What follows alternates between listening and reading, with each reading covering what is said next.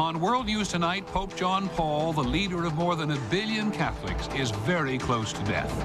The Vatican says there is no further hope for recovery. Millions of people in many parts of the world are simply waiting and praying. The Saudi Arabian prince charged with helping to smuggle 2 tons of cocaine. Is the Saudi government protecting him? And it's Friday, so we'll have our Person of the Week, trying to change a child's life with a photograph. From ABC News World Headquarters in New York, this is World News Tonight with Peter Jennings. Good evening, everyone. Like broadcasters all over the world, we have been sitting right here for many hours now, believing that at any moment we would learn the Pope had died. And everyone to whom we've listened in the last several hours has said in one way or another that the time had come. There was no hope for recovery now. In Rome, which surrounds Vatican City, the word went out that the end was nigh. And now, as you can see, many thousands of people are there in St. Peter's Square to pray for a peaceful end for this extraordinary man who has made such a mark on the 20th century. John Paul's influence, as we all know, extends far beyond the 1 billion Roman Catholics in the world. And as people in St. Peter's Square and elsewhere wait for the inevitable tonight, from Poland to the Philippines for that matter, in every corner of the globe, millions of people know that incredible times are coming to an end. We have several reports. We're going to go first to ABC's David Wright, who is in Vatican City. Peter, it was an extraordinary day here in Rome, as if the entire city were holding its breath, waiting for the inevitable. Santa Madre di Dio, prega per noi. They came to pray. Ave o Maria, piena di grazia. Cristo, They came to say their goodbyes. Cristo, pietà. Most of all, they just wanted to be here. This evening, or this night, said the Vatican's Vicar General, Christ opens the door to the Pope. Santa Maria, Tonight, all these people came to send him on his way. At St. John Lateran Basilica tonight, the Vicar of Rome said Mass. When the Pope dies, he will make the official announcement. Già vede e già tocca il Signore. He is already seeing and touching the Lord, said Cardinal Camillo Ruini. He is already united with our Savior. Vatican officials say the Pope's health is notably compromised, with shortness of breath, heart and kidney failure, the latest in a long list of problems. The papal spokesman described the Pope's condition as very grave. As he said so, he fought back tears. Tonight, the only sign of life, a light in the papal apartments. Officials say John Paul is still at work. Today, he appointed 12 new bishops and archbishops. He said Mass, met with top cardinals of the Church, and said the Stations of the Cross. I think he's trying to show people that even if we consider this time of life kind of coming to an end and being over, there is still a continuity. There's a continuity with everything he has done before. When I see a Christian face death with courage, it gives me courage. And very few people have faced death as the Pope has, with such command and serenity and faith. Polish television, which has very good sources inside this papacy, is reporting that just a few hours ago, John Paul blessed a golden crown, and that tomorrow morning that crown will be placed in front of the most important Polish icon at the Vatican, the Black Madonna kept in the crypt of St. Peter's. In Poland, this is being seen as a farewell gesture from the first non-Italian pope in nearly 500 years. Peter? Thank you, David. Many Americans, of course, have been to St. Peter's Square. It can be an electrifying place under any circumstances. ABC's George Stephanopoulos has spent the day in St. Peter's today. George, I was thinking that I was there the night that he was selected. It must be very moving for you tonight. It was, Peter. So many people came to the square today to say goodbye, and it built up during the day. And, you know, earlier today was a magnificent day here in Rome, and people gathered in that square. It was like an outdoor chapel. And everyone who came in, whether they were fingering their rosaries or kneeling on the cobblestones or even holding impromptu masses, all had their eyes fixed on that papal apartment, on those windows where the Pope is staying. And what hit home most for me, Peter, earlier in the day I spoke with a young woman who goes to Christendom College in Northern Virginia, and I asked, what are you praying for exactly? And she said, a good death. And so many people came here today, and by coming here and praying for the Pope, they were trying to give him that gift, a good death. Many thanks, George. You see those two lighted windows up there in the papal chambers. The one light you don't see is on the very right of the building there at the northern end of St. Peter's Square, and that exactly is his bedroom, and his bedroom has not had a light on as we have looked over the last several hours. Our medical editor, Tim Johnson, has been here with us for much of the day. Nobody wishes to hasten the Pope's death, Tim, but very struck by the Vatican announcement many, many hours ago that all of the physical signs said this was the time. Over 6 hours ago, in the last written communication we have had from the Vatican, they describe a general worsening of the cardiorespiratory system and specific problems with shallow breathing, with kidney insufficiency, and with low blood pressure. Medically speaking, that is a description of a dying man, and it certainly would appear that the Pope has finally entered the terminal phase of his illness. We've actually talked a couple of times today about what an extraordinarily strong man he's been, 84 years old, and he has not gone willingly. He is a fighter, but he is facing his final battle. Yeah, many thanks, Tim. Dr. Tim Johnson, our medical editor. He was an electrifying figure for Americans, whether you were Catholic or not. People know that. He made 7 trips to this country as the Pope. He actually went to Alaska twice. He was, of course, controversial here. Some American Catholics have chafed at his insistence that they follow the Church's traditional social doctrines. But every time the Gallup organization asked Americans who are those people they admire most, John Paul always made the top 10 list. And that admiration and affection was very clear today in many corners of America. Here's ABC's Dean Reynolds. Though the end has been coming for weeks, American Catholics today are being forced to consider life without John Paul II.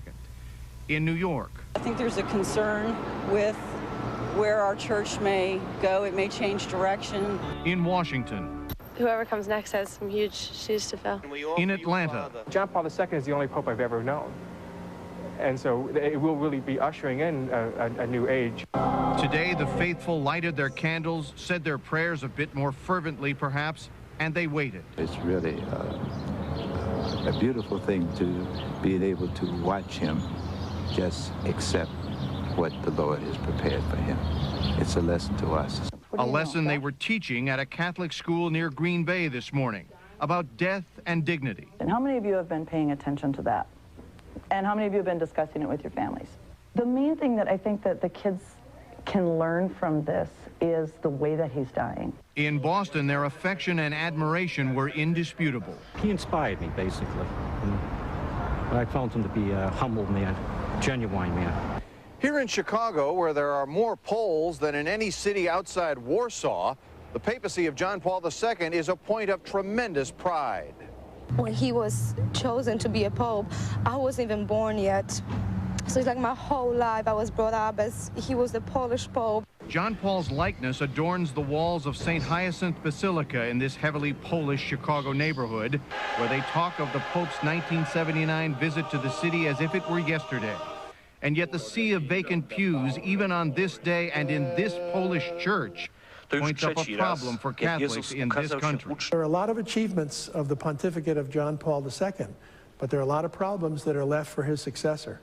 Abortion, birth control, women priests, the list of contested issues is long, not to mention the priest sex abuse scandal, and it's all driven a wedge between the Vatican and America, regardless of the Pope's standing in the world.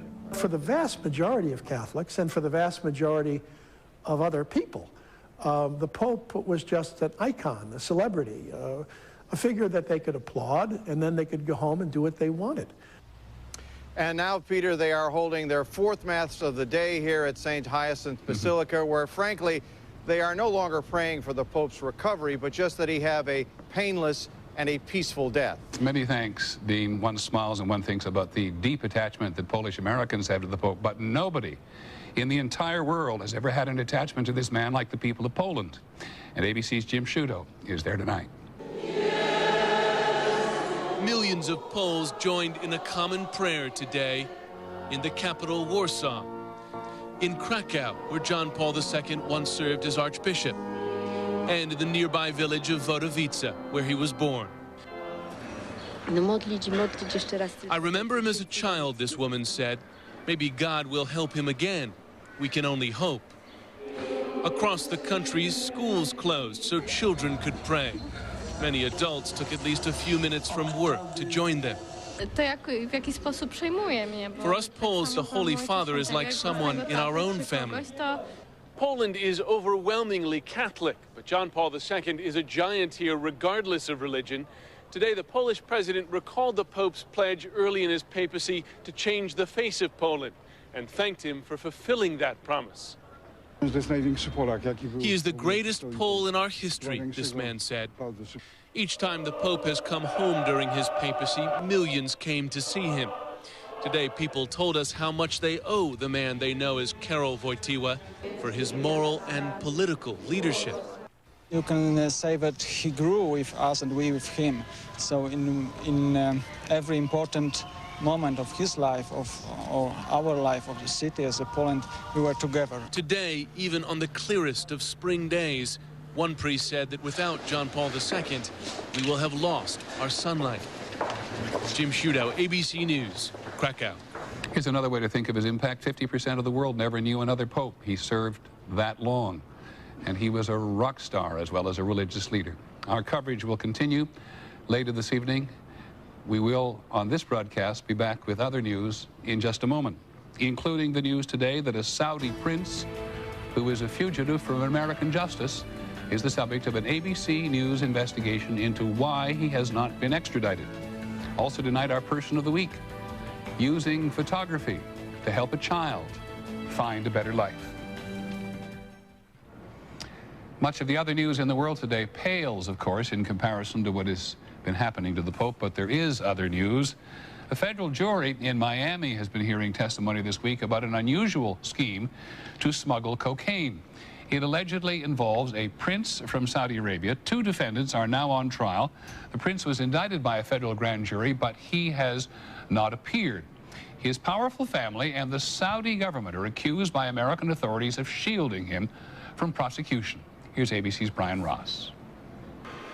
Under the rules of diplomatic immunity, customs inspectors at Le Bourget Airport outside Paris were kept away when this private 727 arrived from Riyadh.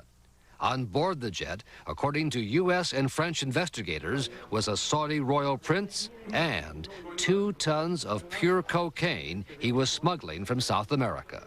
He's a key co-conspirator. He's the straw that stirs the drink. He made it happen. No plane, no dope. The prince's alleged co-conspirators are on trial this week in Miami, where the plot allegedly began. But the prince himself, Nayef bin Fawaz al-Shalan, remains safely in Saudi Arabia, a royal fugitive, under indictment in the U.S. and France, but protected by his powerful family, according to U.S. drug agents. A warrant does exist for the prince, an international arrest warrant.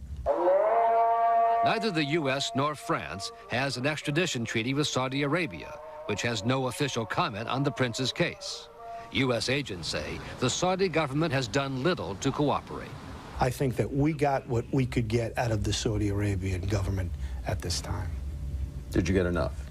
Not as far as I'm concerned. Police in France say the Saudi Interior Minister, Prince Nayef, even threatened to cancel a $6 billion contract with a French company over the case, as detailed in this diplomatic cable from the French ambassador in Riyadh. The Saudi government acted as one to set up a protective barrier between the prince and French justice. The prince, on the left in this photo, with his alleged Colombian connections, has declared his innocence to a Saudi newspaper. Authorities say the value of the smuggled cocaine was $36 million, and that some of the drug money moved through a Swiss bank the prince owned, which is now closed and also under investigation. Brian Ross, ABC News, New York. ABC News investigation will have more news in just a moment. A little more quickly through some of the other news today. The government said the economy added 110,000 new jobs in March. That was just half the numbers predicted and the smallest number since July. But economists did see other signs in the reports of an improving jobs climate, including the fact that the rate of employment fell from 5.4% in February to 5.2% last month. President Clinton's former National Security Advisor, Sandy Berger, pleaded guilty today to intentionally removing classified documents from the National Archives. Mr. Berger had previously said he took the documents by mistake under a plea bargain. He will not serve any time in prison. He will be fined $10,000, and he will surrender the security clearance that gave him access to the documents in the first place. Overseas in Zimbabwe tonight, President Robert Mugabe's party appears to have won the parliamentary elections. International observers and already some foreign leaders are very upset and quick to say so. The U.S. Secretary of State Condoleezza Rice said she applauds voters for their determination, but said the election was not free and not fair. President Mugabe is the only remaining African leader who has ruled his country since independence from colonial power. And we learned today that Frank Perdue, the chicken king, has died. Takes a tough man to make a tender chicken, he always said. Mr. Perdue started in his father's egg business in Maryland and used television, among other things, to build it into one of the nation's largest poultry companies. And he was 84 years old. When we come back this evening, our person of the week. More than one, in fact, looking to give a child a better life and using a camera. World News Tonight with Peter Jennings and Person of the Week. Brought to you by Walmart. Finally this evening, our Person of the Week. It is some years now since we started out with an individual and ended up with a crowd. And not just any crowd, as you will see, but a group of people who were so energized by what they were doing, it was beautiful to watch. It started off with a photojournalist, Najla Fiani. As photographers, we think in terms of not words, but in terms of pictures. So when I visualize something, I see it in either black and white or color. I see light and darkness. I see shadows and shapes, and that's how we really think. I don't know if Janet's given Jeffrey... This week, Najla had organized a very interesting photo shoot.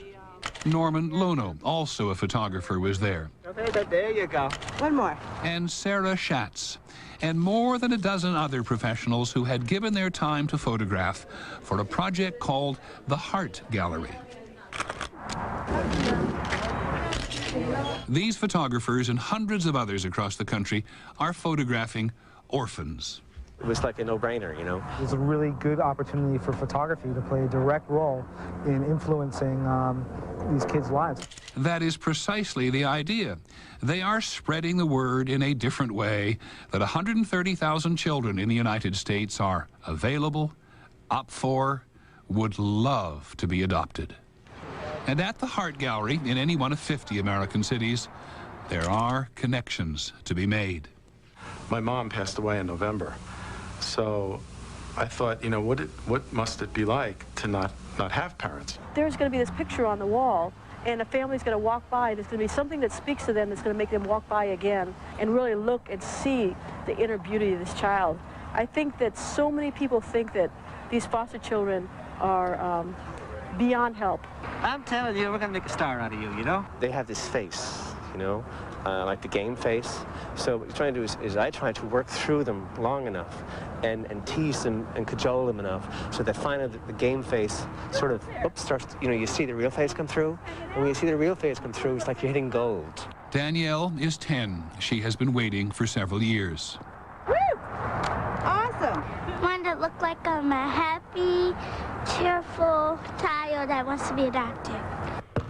And if you see it coming near my head, let me know, okay? All right. We know that adoption is a very serious business. Some of these children have been neglected, abused, moved from foster home to foster home. It is the child below the surface that these photographers hope they can reach and show others. Jim Salzano photographed 5-year-old Sammy, who is mentally disabled and has been waiting 2.5 years for a family to fall in love with him. I think it's tough. You know, I wanted him to look like who he is and not oversell him, but at the same time get some kind of emotion from him, which was, I think, the hardest thing.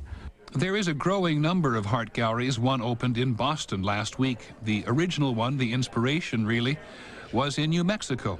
Tulsa has one, Connecticut, Tampa, Florida.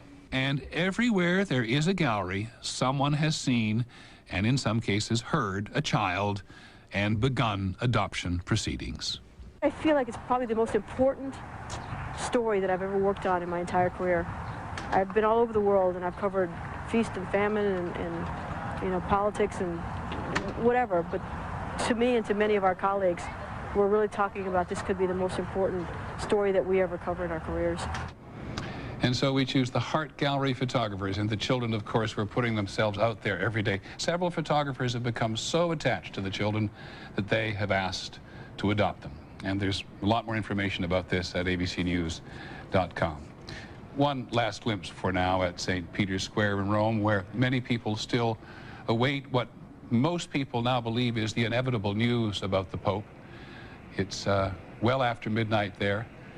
Rain has been threatening throughout the day, but it has not deterred many people from staying and praying for this extraordinary man, now 84 years old, longest-serving Pope in this century, who has had such an impact on the rest of the world. Stay with ABC News. I hope for continuing coverage about the Pope. I'm Peter Jennings. See you again.